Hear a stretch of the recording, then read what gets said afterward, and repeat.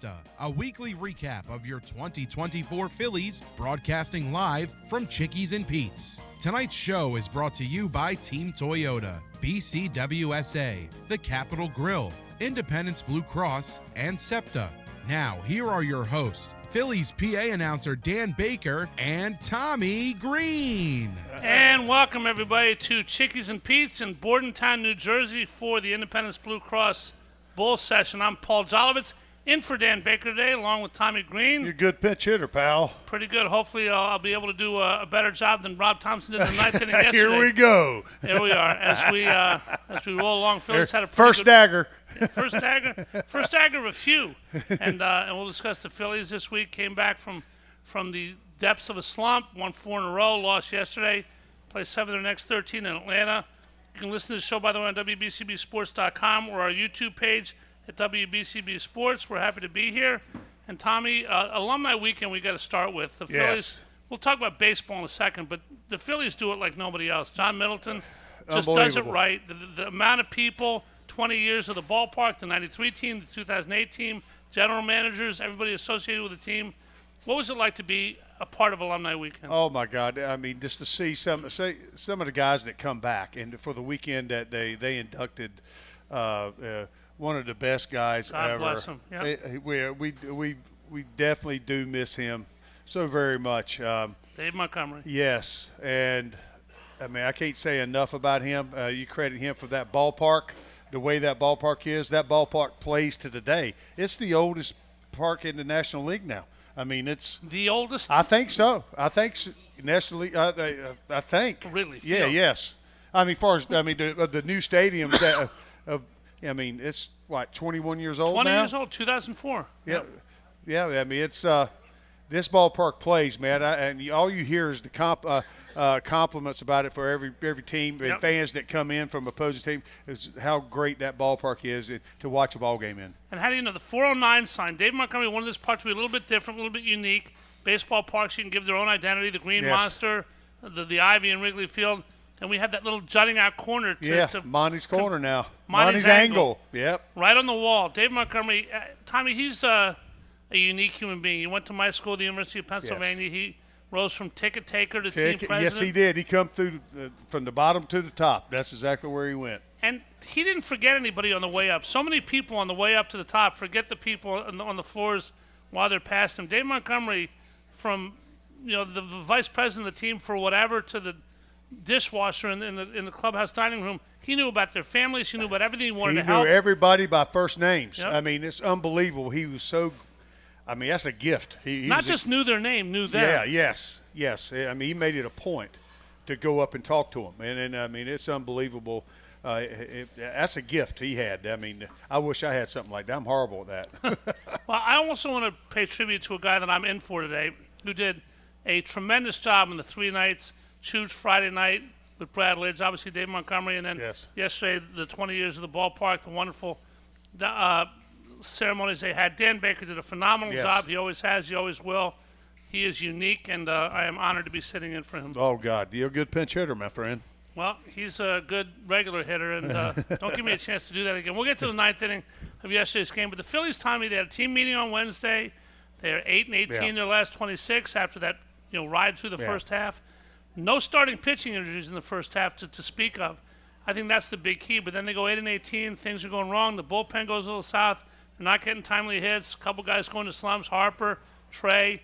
Then they have a big week. Kyle Schwarber's grand slam. Yeah. I don't think turned the season around, but it was a turning point in the season. How big was that hit? You could feel it. Yeah, I mean, you could feel it. If you could point out one point right now to this point of changing the mojo, the ebbs and flow of the game, it went to a positive, was that at bat. Because at the beginning of that game, giving up the runs, we were down in the hole right off the bat again. Immediately. We're like, oh, here we go again type thing. And all of a sudden, boom, that big swing of the bat, you could feel the energy come back into the crowd, into the ballpark, and there they go again. So, I mean, it's a good thing to get this train going down the track in the right direction, keep it going. And the thing I want to ask you about regarding that, Tommy, is the team meeting. We always hear about teams having team meetings, closed door, with the manager, without the manager, guys screaming, guys calm, multiple guys talking, multiple not. When you played did team meetings usually do anything, or were they just a chance to air grievances? How did that play out in '93? Did you have any of those?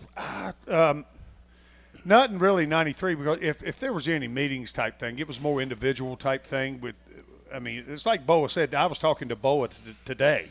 We were waiting on a hole. He was playing in a group ahead of us at the alumni outing. Tell me about the outing today. The outing, but we were talking about that type of stuff. Is that it didn't? He said that year and that during that era right there, that group of guys we had in that clubhouse, he had the easiest job. I mean, the coaches had the easiest job. I mean, nothing ever got to them, really. It was taken care of before it got that by the guys within the clubhouse. If something needed to be addressed, we had the leadership on that team. And I asked him, I said, okay, Bo, I said, we knew who our guys were. We knew Dutch and Crucky and those team guys. Have that?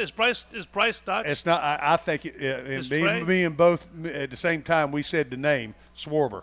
Schwarber's the guy. Boa said the same thing. Schwarber's the guy.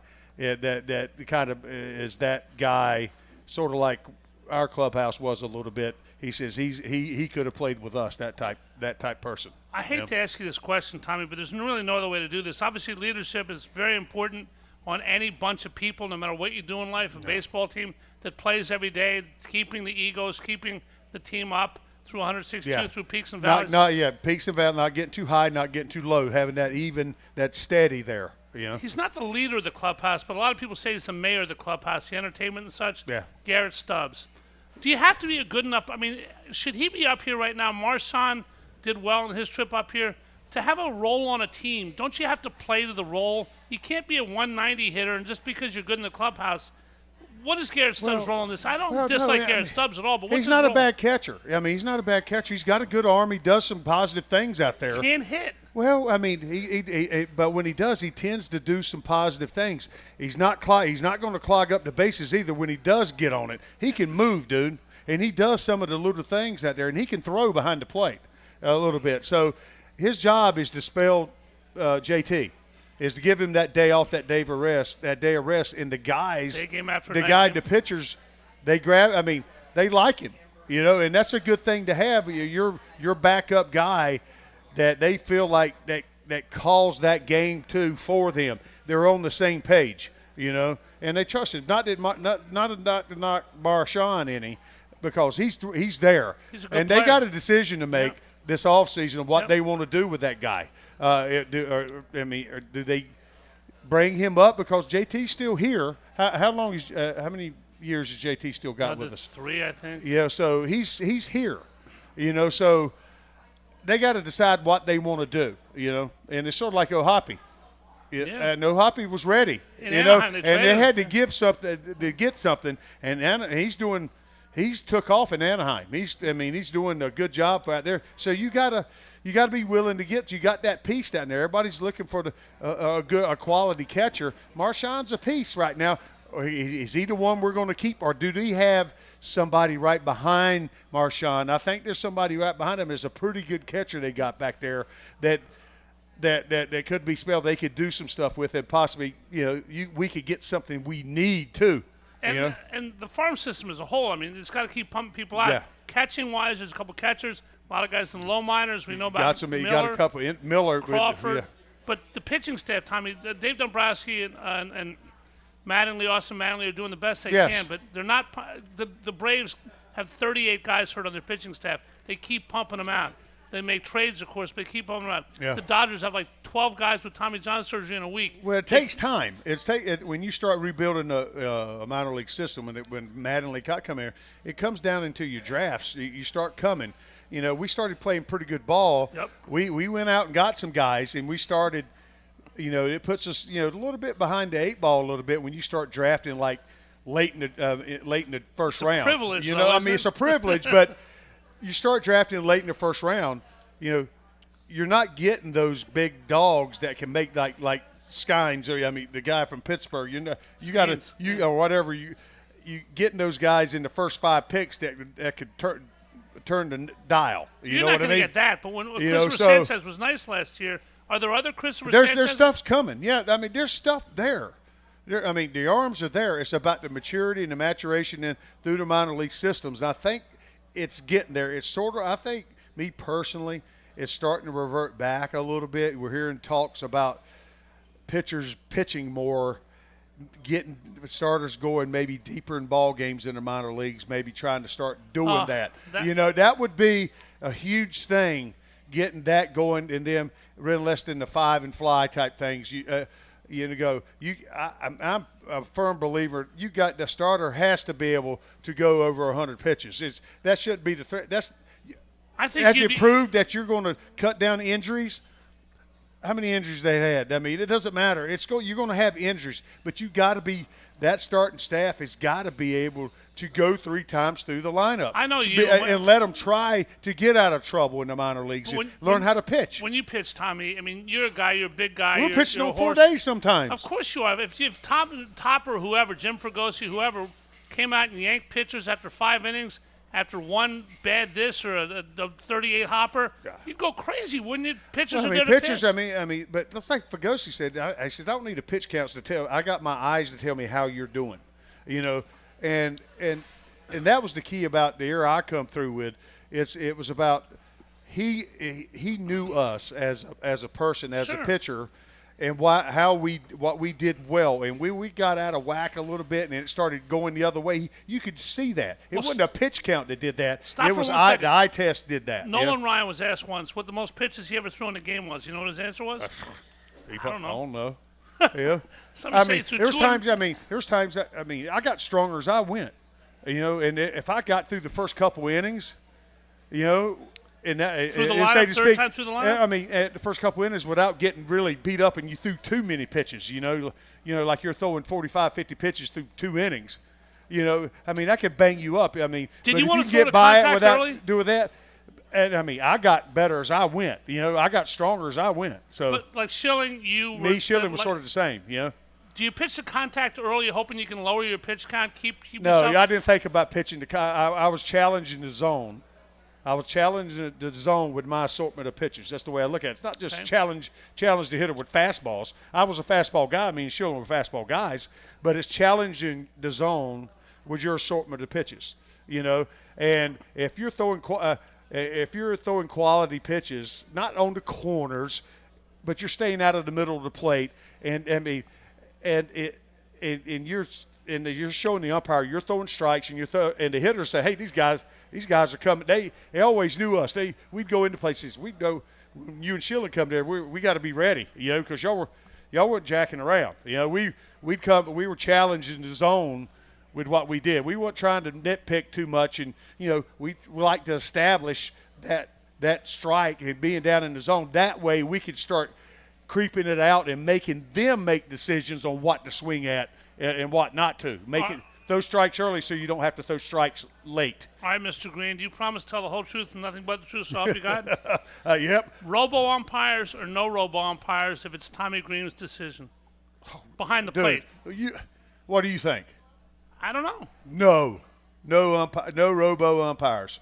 You're going to still have to live with bad calls, obviously? I can live with the human element, man. Okay. That's what the game's supposed to be. I agree. Before long, hey, if you're going to do that, why not put a pitching machine up on the mound and just say, here, let's let them, hit it, But there's a game where the Phillies got screwed, the other team got screwed. Yeah. I'm all about the game of baseball. I like the human element of the game. We're not perfect. I like the umpire. Every umpire is a little bit different. And you got to figure that out. You and the catcher sometimes have to figure that out. If you show an umpire that you can do things, a lot of times you'll get it. So you just got to keep going. I'm not looking to be perfect. I think the worst thing they ever did was put a box on the screen and showing you. Sure. The thing. Now everybody in the place thinks they're a pitcher or a coach. And it's like putting a speed camera up for drivers. But you look at it. If you look behind the plate, even looking at the Little League game on TV right now, it's not directly over the pitcher. No. And the thing, it's, it might look like a strike in the catcher, but it could be off the plate that far. So you don't really know. All right, we got to take a break. Little League World Series going on. By the way, good luck to the kids from Newtown who lost their first game, won their last couple. They are still in it, playing either tomorrow or Wednesday night. When we come back, we'll talk about our player of the week. We'll talk about the dog days of August. We're in them. Phillies have a 7-game lead, 7 of their next 13 in Atlanta. What does that mean? How does Topper manage the team? We'll talk about yesterday's game. last week and to go around baseball. This is the Bull Session. I'm Paul Jolovitz in for Dan Baker on WBCB. We are back right after this. This is Tommy Greene from the 1993 National League champion Phillies. And here's the pitch. BCWSA water and sewer customers, you have a new and improved option to pay your bill that's convenient, reliable, and secure. Powered by Invoice Cloud, you can pay your bill 24/7 online, pay by text or phone, or sign up for AutoPay to avoid fees for late or missed payments. Visit bcwsa.net to sign up or for more info. That's bcwsa.net. BCWSA, proven. Close out your summer in style at Team Toyota during the national sales event. We have new Toyota inventory ready to drive home today, including Camrys, RAV4s, and Tundras. And with over 200 certified used Toyotas, you can find the right fit for you. Or for your budget with 75 used cars under $20,000. Plus, our service departments are giving back this August with donations to kids in need for every oil change and tire rotation. Visit one of our 3 locations in Princeton, Langhorne, or Glen Mills, or online at teamtoyota.net. At Independence Blue Cross, we take care of the people who take care of you. Everyday heroes like firefighters, police officers, teachers, farmers, and healthcare workers. Doctors and hospitals across the region have IBX, and they know what it means to have reliable access to care. So whether you're saving lives or just trying to live a healthier life, count on IBX, the region's #1 health insurer for 85 years. Learn more at IBX.com. I SEPTA Philly. I SEPTA Philly. I SEPTA Philly. I take SEPTA so I never miss tip-off. I do not have time to deal with traffic. I don't have a car. Do you know how expensive parking is? I take the Broad Street line to all the games. I ride the bus. I ride the train and the subway. I set my lineup when I ride. I check Twitter, text my buddies. I watch sports highlights or lowlights. For real Philly fans, SEPTA is the hometown way to go. Ride with us at iseptaphilly.com. Hi, it's Pete from Chicky and Pete's. The Summer of Shellfish is back. Treat yourself to our mouth-watering seafood boil with crab legs, shrimp, clams, mussels, and more. Try our calamari salad with a luscious, spicy and sweet olive dressing. Or enjoy our delightful seafood pasta featuring crab, shrimp, and penne pasta in our world-famous red or Sicilian sauce. It's the Summer of Shellfish, only at Chickies and Pete's.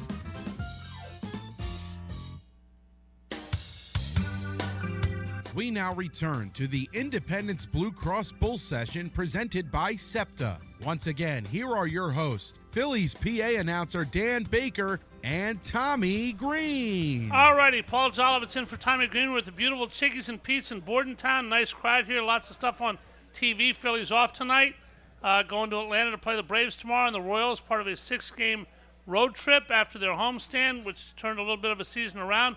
We'll see if they can keep it going. Got to do it with the Braves. They're 1 game up on the Dodgers and the Brewers for the bye. We'll talk about that along the way, but right now it's time for the Independence Blue Cross Live Fearless Player of the Week. Each week during Phillies season, we'll name a different Independence Blue Cross Live Fearless Player of the Week. This week's Live Fearless Player of the Week is Kyle Schwarber for the big grand salami last Wednesday against the Marlins, a huge turning point in the season. Start living fearless today by going to www.ibx.com. Tommy, we hear about the dog days of August, 162. You get in this gluck. You're never going to come out of it. We're waiting for September. It's hot. You rarely get a day off. They got a day off tonight. How do you deal as a baseball player with a long season? You're hurting. It's the dog days. You can see the postseason, but not close enough. Yeah. How do you deal with that? Well, I mean, dog days, we play a lot of games, and we are creatures of habit. We try to keep everything going like this. Boom, boom, boom. Yeah, we have a bad day. Hey, you learn from your mistakes the day before. You move forward to the next day. You got to take advantage of your days off, and what I mean by that is taking care of your body, not doing stuff you might not need to do. You know, spend some quality time with your family if you're able to, but taking care of your body, taking the rest that you need. A lot of times they push back the rotation a little bit a day to give you that day, pitch on the 6th day rather than less than the 5th. They went to a 6-man rotation last year. Yeah, I mean, a lot of times they do that, but it all depends on and what's happening a little bit, because I know myself back in the day, I didn't necessarily I wanted to stay on that routine We're really creatures of habit with that. And you add Wheeler's one of those guys too. He likes pitching. He likes going. Him and Nola are that old throwback sort of type guys that want to go out there. They like keeping their routine the same because you know how you feel. I know you get a false sense of power when you have too much rest. Yeah, you feel like you feel great. You feel like you throw the ball better and harder. I mean, but that's not necessarily what's best for you. I know back in the day, speaking as a pitcher, there's times I know coming up through the Braves organization, we had to pitch on the 4th day, and you didn't feel as good at all. And you say, well, how have I got to survive? How have I survived this? You know, well, you survive by pitching and making pitches. You know, stay down in the zone. You know, challenge the zone for strikes, but staying down in the zone, not trying to throw ball by guy just because you throw hard, you know, or, I mean, you can throw mid-upper 90s, you know. It's about throwing quality strikes and getting people out, you know. But also – it makes you concentrate on the smaller things, you know. The manager and the coaching, I mean, Christopher Sanchez went through a period, 3-4 starts, where he was throwing batting practice, and then Caleb caught them. We've all done that. They noticed, but he noticed the arm slot slightly lower on tape, changed with Christopher Sanchez. You believe it or not, believe it, he pitched great, complete game, under 100 pitches. Well, that's why we have coaches, you know. But it actually works sometimes, doesn't it? Well, yeah, I mean, that's the thing. We can't go after every pitch. We throw a bad pitch and go and in between. Hey, your arms up. You can't stop the game to do that. We have to be our own best pitching coach. So the catcher-pitcher relationship is a huge thing. I know Dutch with me. He could tell me my big thing is we get a little quick and we want to pull out a little early. His big thing with me, he'd go to throw the ball, he'd always point to his left shoulder. Stay with me a little bit longer. That's what it meant. Keep that left shoulder with me a little bit longer as you start down the mound. Unless you get a little jerky, a little quick.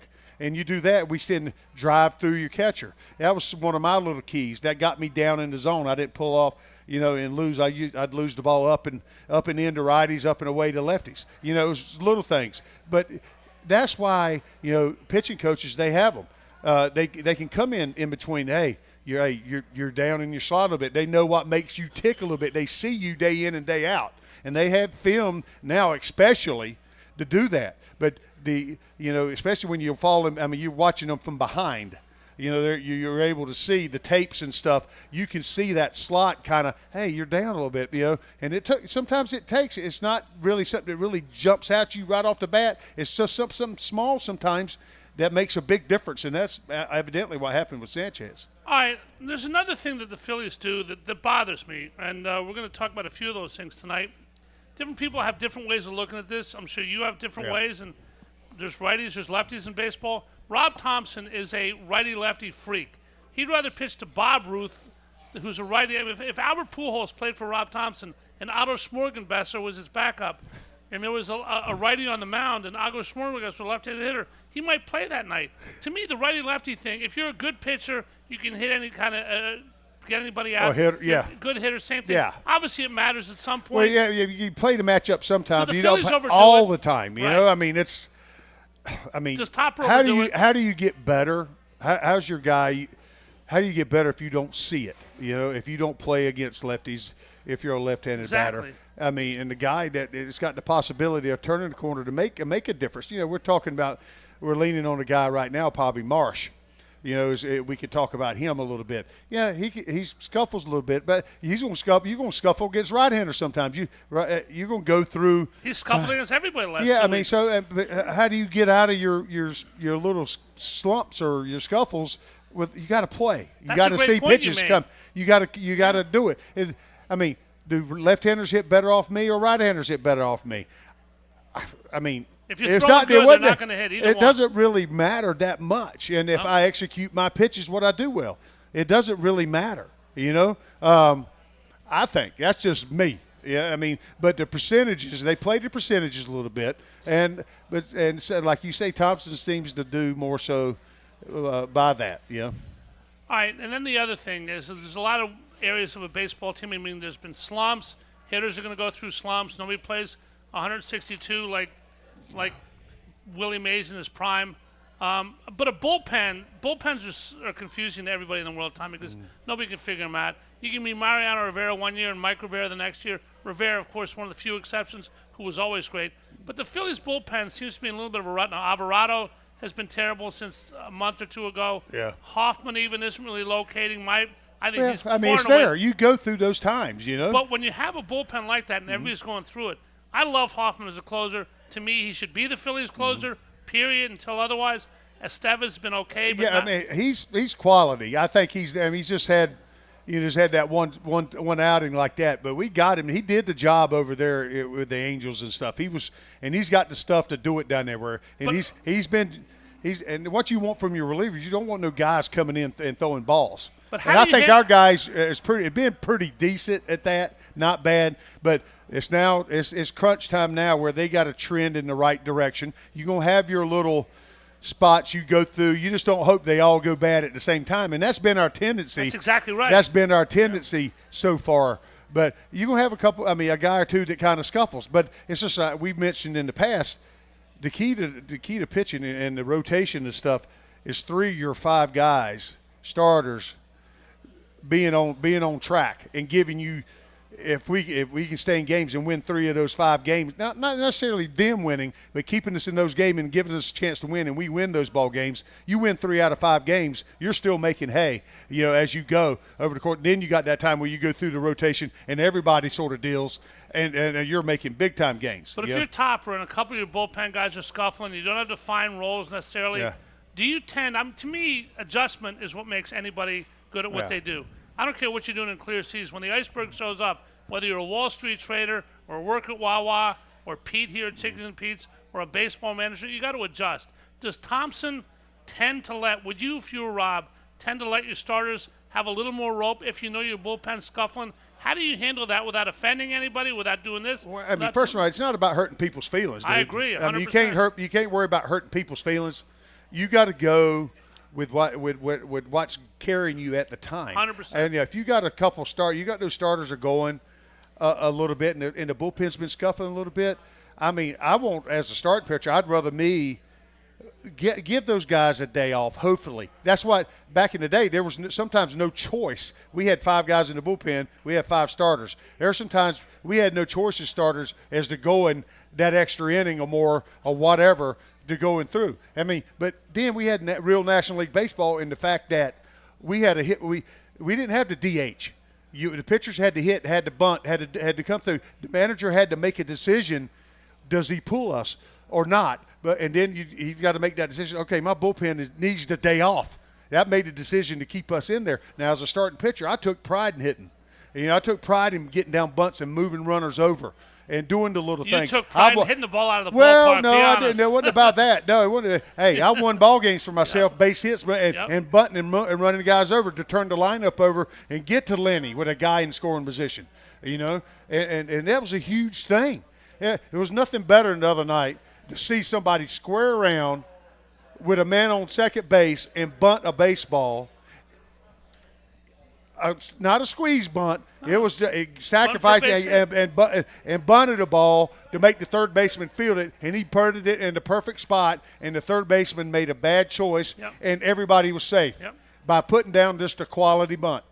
And what happened? We ended up winning the ball game from that too. Little things matter. They matter a lot, and we'll talk about the game yesterday, the little things that mattered in that game, and talk about John Middleton too, the owner of the Phillies, who just does things right. Everybody has an alumni day. The Yankees have a great alumni day.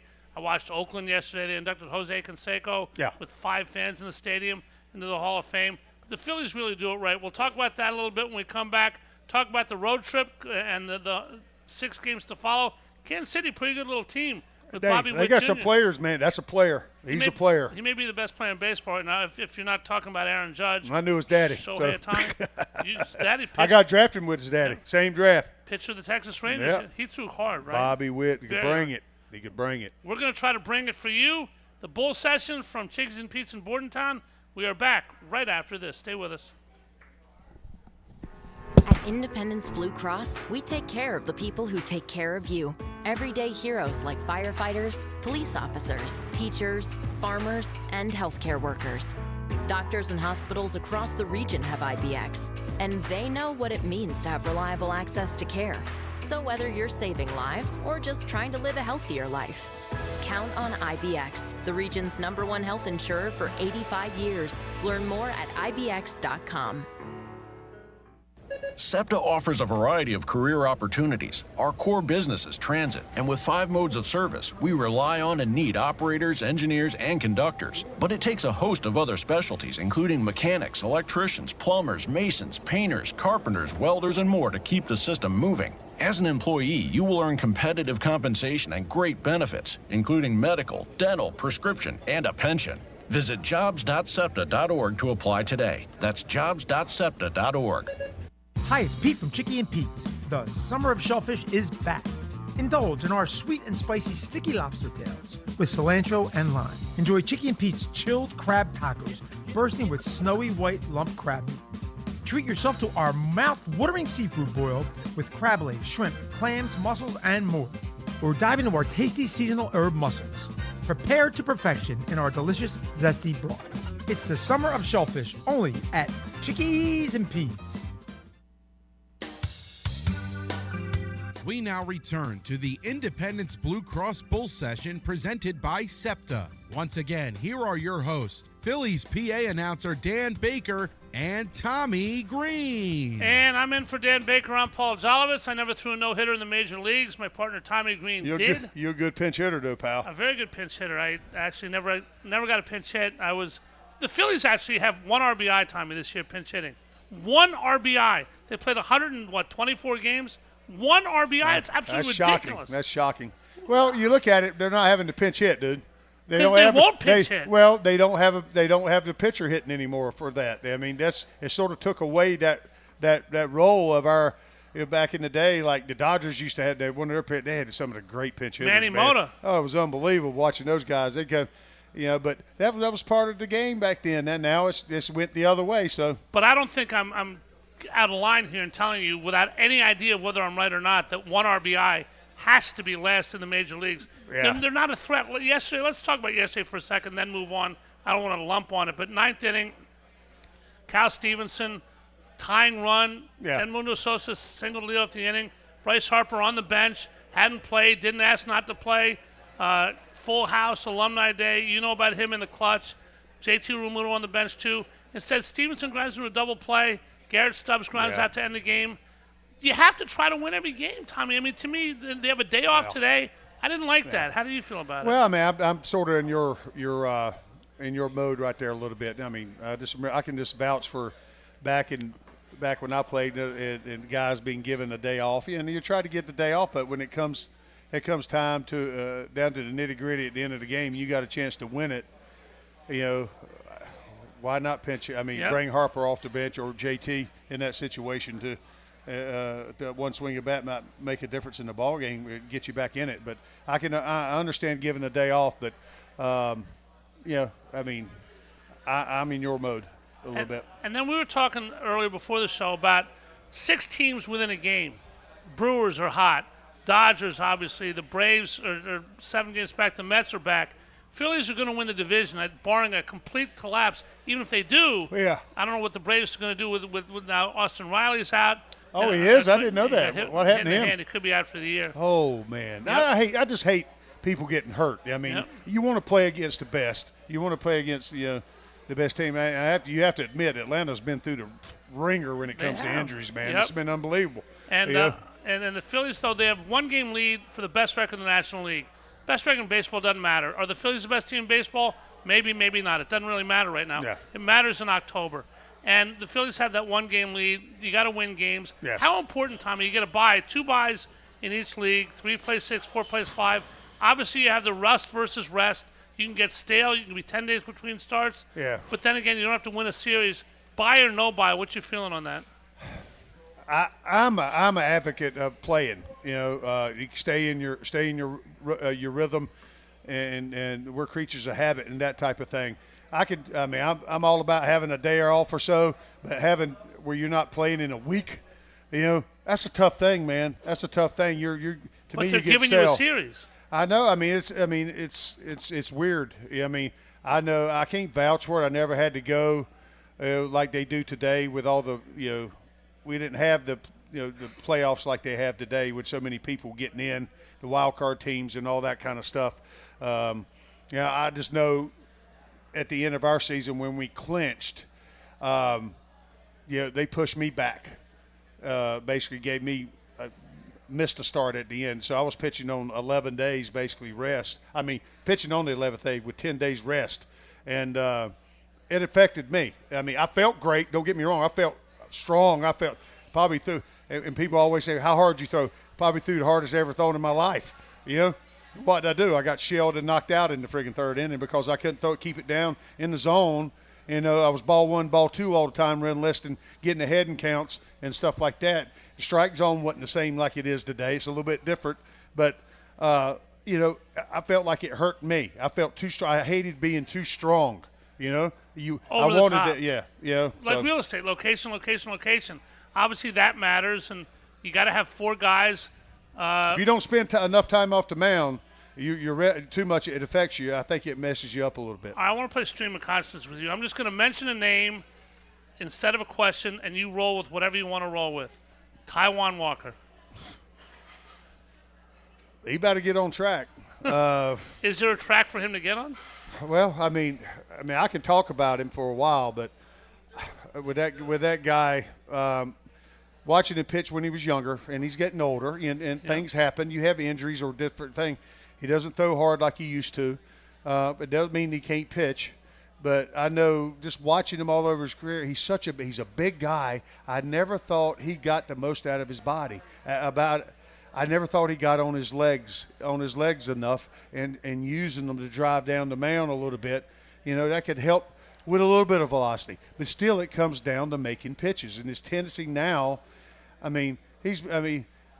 back in the old day, we'd call him cunny thumbers or junk ballers. I mean, he's basically everything's friggin' breaking ball splits, friggin', the command of the fastball is still the best pitch in baseball. He's got, if he commands his fastball, he's got to be finer than some other guys. But, if he can do that, there's no reason why he can't pitch. But he's got to get on track for. We need that 4th and 5th guy to be able to mix in some starts and not giving up 4 or 5 runs. We need that 3-run start, or occasionally he gives up just a couple runs. It gives our offense hey, okay, they don't have to friggin' score 6 or 7 runs to win that game. He didn't pitch in the playoffs last year.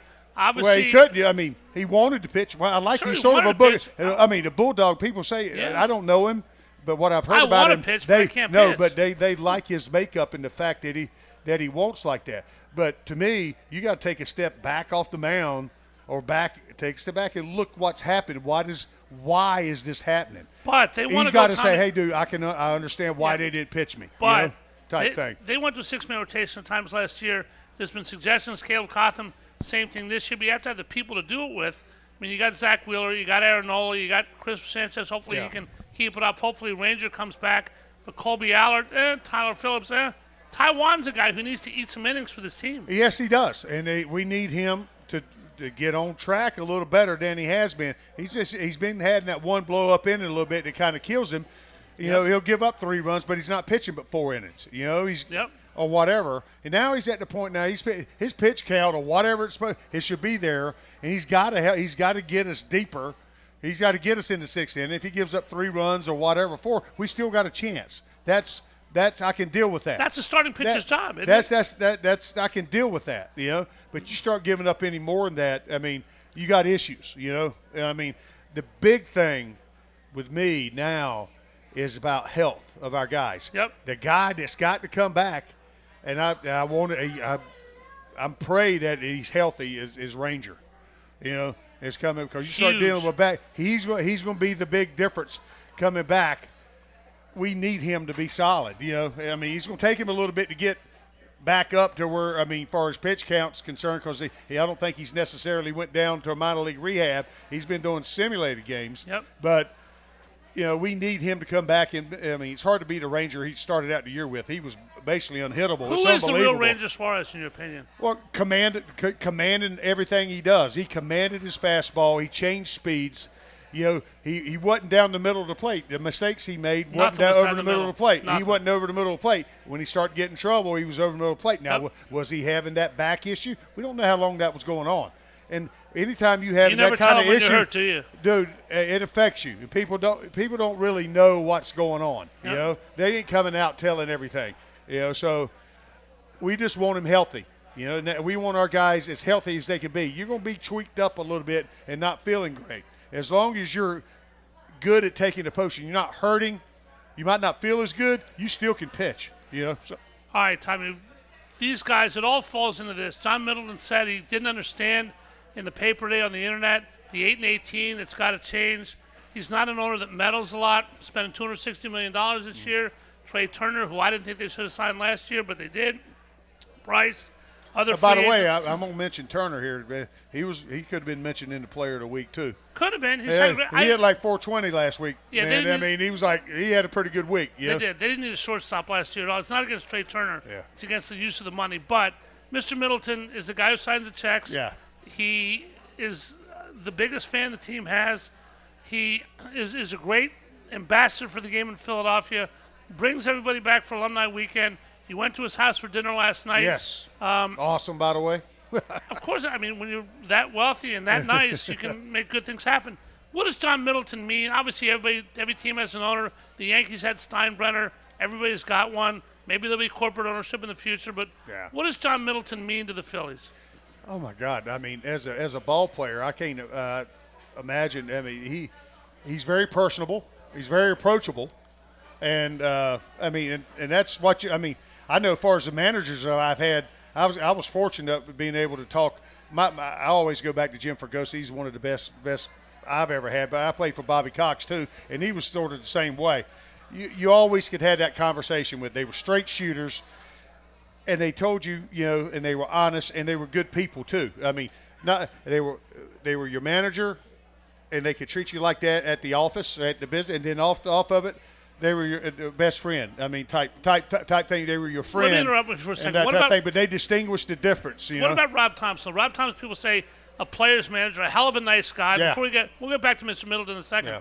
I don't care as a fan. I don't care about a player's manager. I want a guy who handles people to win games. Yeah. I don't care if he's nice, not nice. No. I want you to have a nice relationship. Hopefully everything's But that's the part. That's the part of it is you got to know. When to push what button, right? Yeah, and with see, who? that's knowing your personnel. That's knowing the person. Yep. You know, not every person is going to react to, you know, I can't say the word I want to say, but the hard tail, you know, the hard rear end. You know, the guy who's hard all the time, you know, sort of like, I mean, you got a guy his demeanor and stuff is not conducive for somebody yelling and screaming at him all the time. That's not going to get the best out of him. You got to know your personnel and how to push those. Yes, and that's what I think.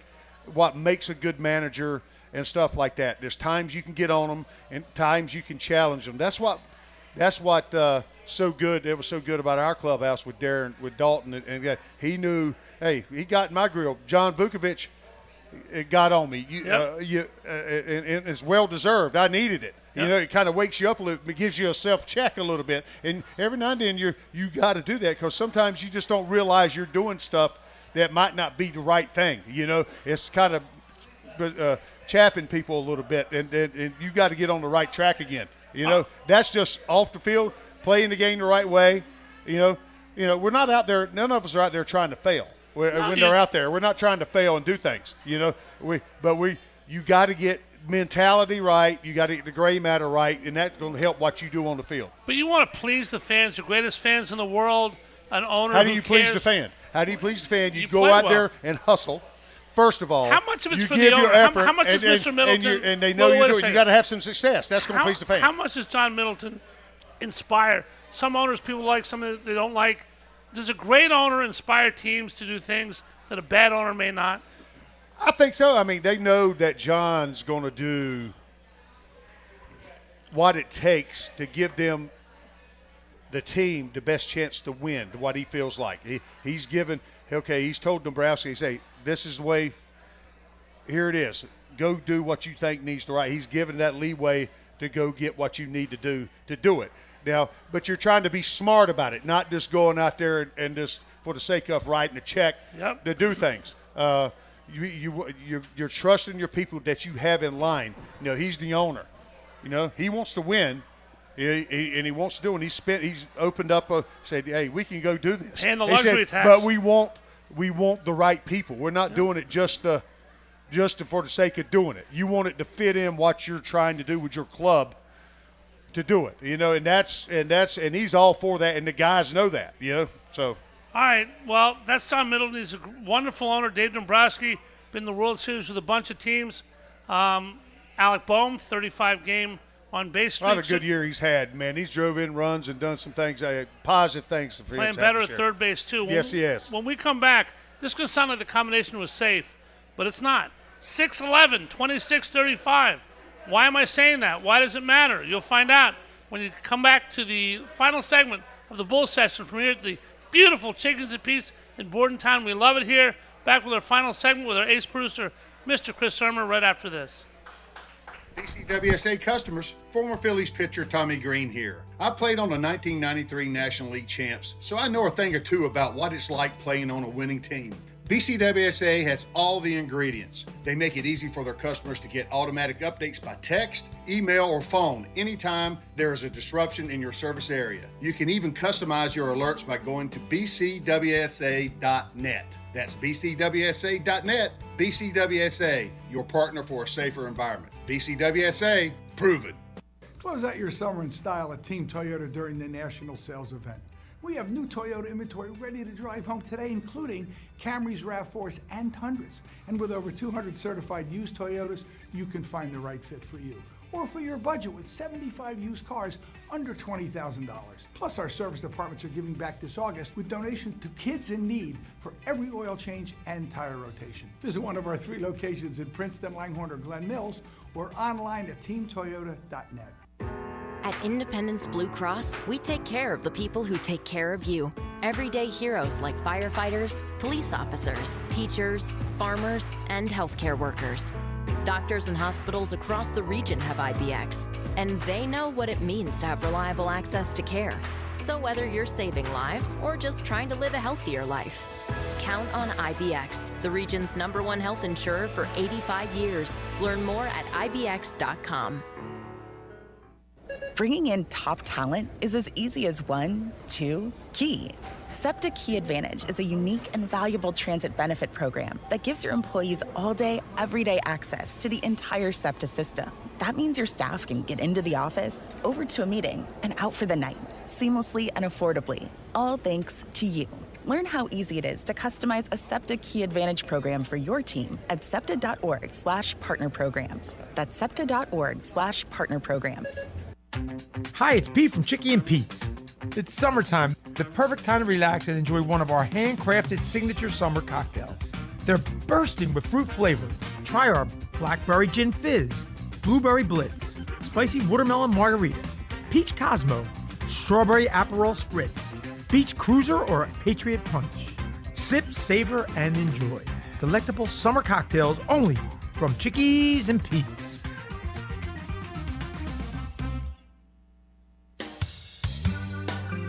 We now return to the Independence Blue Cross Bull Session presented by SEPTA. Once again, here are your hosts, Phillies PA announcer Dan Baker and Tommy Greene. Paul Jolovitz in for Dan Baker here at Chickies and Pete's in Bordentown. Tommy's our guest. Got a bunch of nice people in the crowd.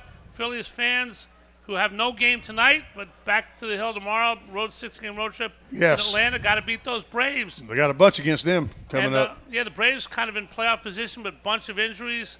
We got to take advantage off the bat. What he's got, this series right here is setting. Put him to bed, right? Well, I think this first game is an important game, and we got to play against them. The rings that Mr. Middleton gave, John Middleton gave all the Wall of Famers. Wow, it was beautiful. Yep. Beautiful rings, big rings. You can get. I saw those rings on Boa's fingers and stuff today and last night.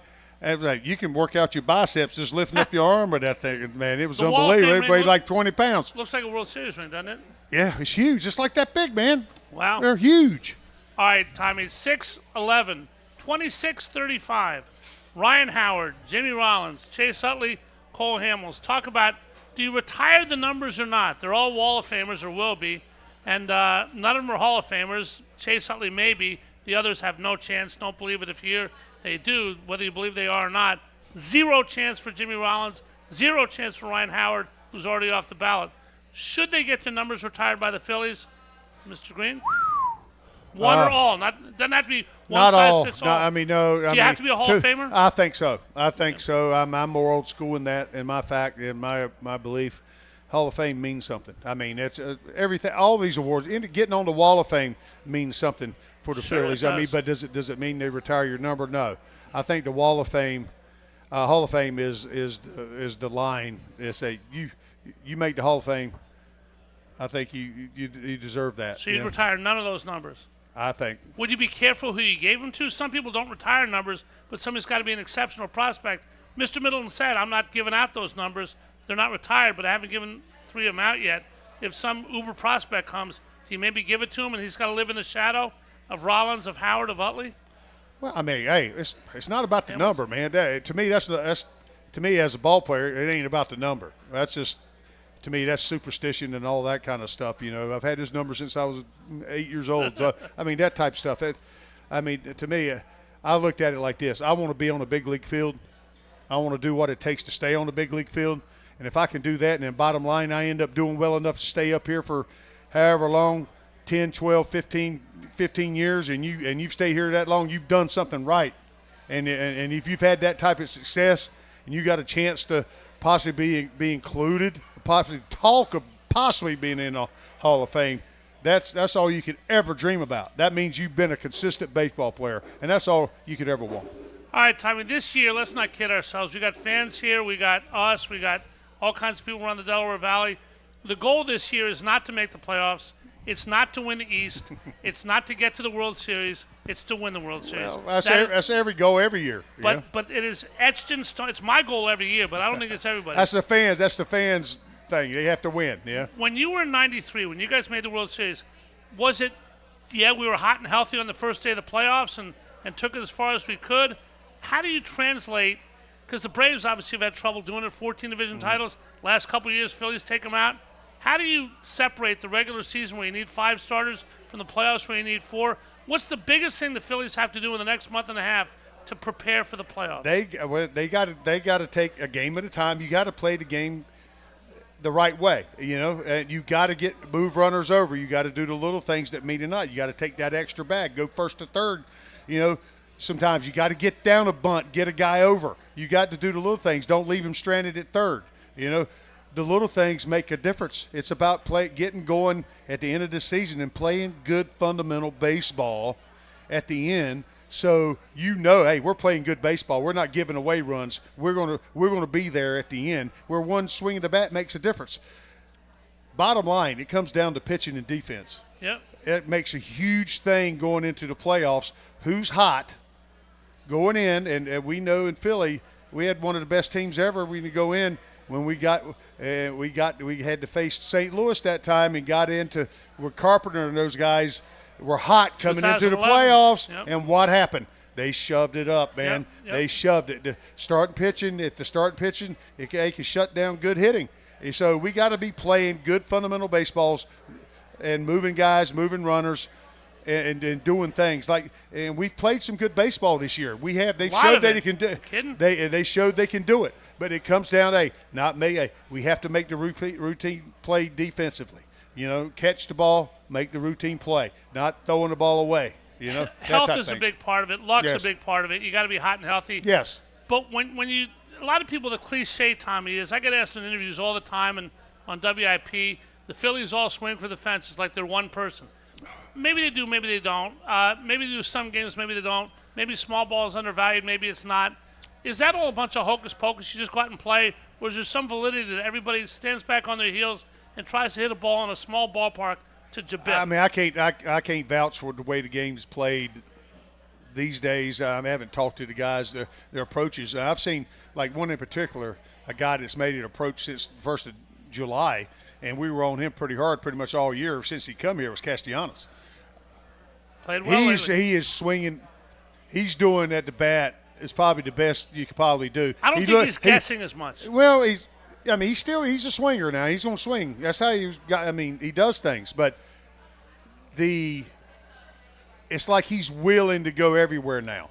You know, he's in that mode where, hey, I'm putting a good swing on it. I'm not trying to lift and separate. Hit it where it's pitched. Yeah, I mean, he's still got the uppercut swing, but hey, you can see that it's not like everything's like swinging from your heels, type thing. Now I see me personally, I watch Stott hit a little bit because they're pitching him. They're rushing it in. They're challenging him inside, trying to make him turn on balls to show that he can do it. Now he feels like he has to. He has to be able to.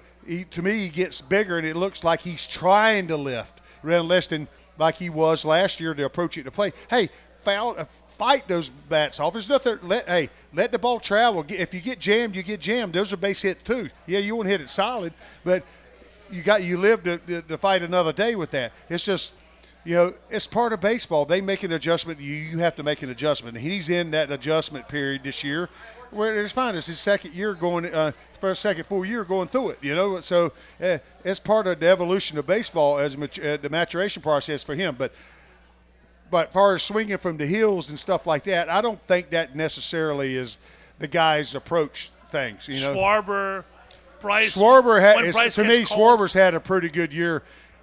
Anytime you see him go to left field like that, yep. and it's the same way with Harper. When he's going to left field, yep. They're locked in, dude. They're tough. They're tough outs. Aaron Judge says when I'm hitting the ball the opposite field, that's where you know I'm dialed in. Yeah. So, Tommy, we got a million things. It's only August 19th. I'm in for Dan Baker. I love doing this show. Yeah. Whether I'll do it again, I'm not sure this year. So let me ask this question now. Obviously, they can, but with that in mind, are the Phillies a realistic threat to win the World Series this year? Oh, God, yeah. I mean, they proved they can play that type of baseball, and they got the lineup. If it starts going good, it's all about getting hot at the right time. The pitching, though. And it comes down to the pitching. It's an opposing team pitching, too. Or the pitchers they're playing against coming in, are they scuffling a little bit? Are they, are they making the mistakes and stuff like that? If they're scuffling a little bit, we got a chance to do some damage. And Atlanta's lost Strider. Free's not pitching well. Yeah. They got kind of a skeleton staff. But still, they come out. They're going to game you up out there. I mean, there's still quality arms there, and your approach at the plate sometimes is got to be. You can't.